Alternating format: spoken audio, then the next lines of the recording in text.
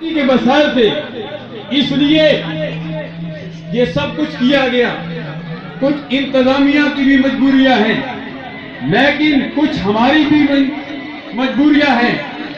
میں انتظامیہ سے یہ درخواست کروں گا کہ ہم اہل سنت و جماعت الحمدللہ 164 موجود ہیں، سامنے کھڑے ہیں، انتظامیہ موجود ہے، اور انتظامیہ کو یہ پتہ ہے کہ ہم اہل سنت و جماعت الصلاۃ والسلام علیک یا رسول اللہ کہنے والے ہم فسادی نہیں ہیں، ہم امن والے ہیں۔ جب سے یہ ملک پاکستان بنا کتنے دہشت گرد پکڑے گئے؟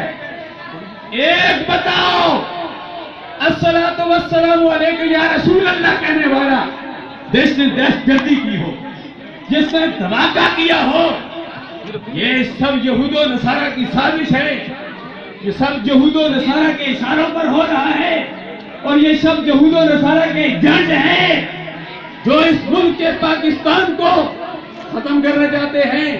لیکن یاد رکھیں، یہ ملک پاکستان ختم نہیں ہوگا۔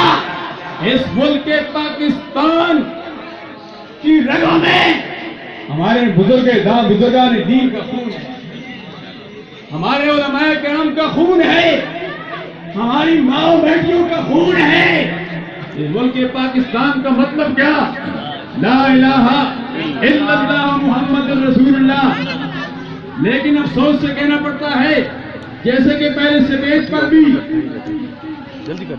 مفتی پیر خان محمد خان حیدر صاحب مدد العالی بھی اس چیز کا اظہار کر رہے تھے، ہم اہل سنت و جماعت پرامن ہیں، بعض چیزوں کا اظہار کرنا ضروری سمجھتا ہوں۔